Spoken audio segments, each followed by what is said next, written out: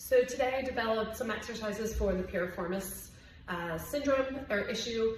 It affects a lot of people, however, it affects a lot of people for a lot of different reasons. In this case, we're really going to target the glute med. Your piriformis muscle really eccentrically controls the hip. If you do not have adequate support for your glute med, then you're going to rely a lot more heavily on that piriformis muscle, aggravating it faster. We also are going to address what the foot should look like and some exercises for the foot, as well as range of motion exercises for the hip, so that we're not so externally rotated all the time and we're accessing internal rotation. This exercise here is a side plank, but it has 3 versions to it, because the glute med muscle has really 3 different fibers: your anterior fibers, your middle fibers, and posterior fibers.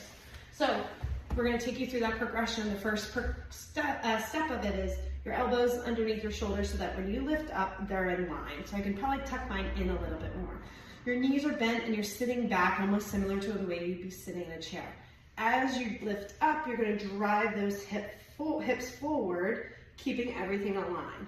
And then we're going to sit back. This is mainly the first step, which is going to get those medial fibers of the glute med.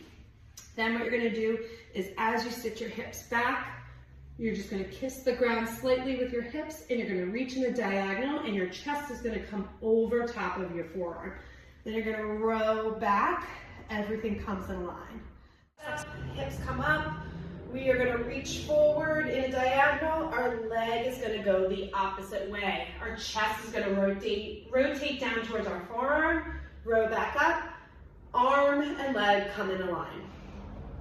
Kiss the hip down, back up. Another exercise that's commonly used for piriformis or just hip strength is the clamshell. This is going to be a different take on the clamshell. Set up similar to a clamshell, but the working leg is going to be the one down, because we're going to focus on the stabilization of the leg as we're controlling the leg up and down. So the muscle you should feel is really the hip that's lying down as I'm coming up into a rotation. So I talked about getting some better hip mobility, so internal rotation of the hip. We're going to be working external and internal rotation here.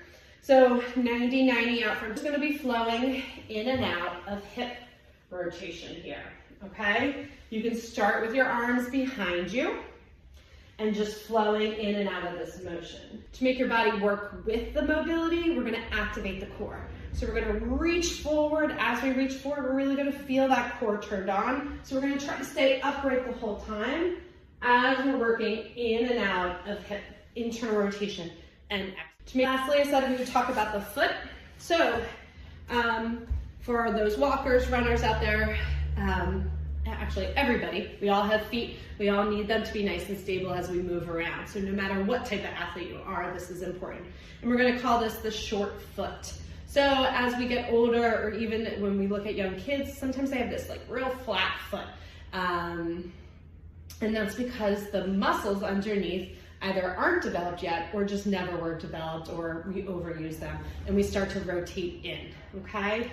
So short foot is trying to shorten the foot isometrically, bringing the toe and the heel together to lift up through the arch, okay? And we're not scrunchy toes, we're nice long toes. We're trying to grip the floor with our feet. And as we grip and try to shorten the foot, we're gonna lift up through the arch.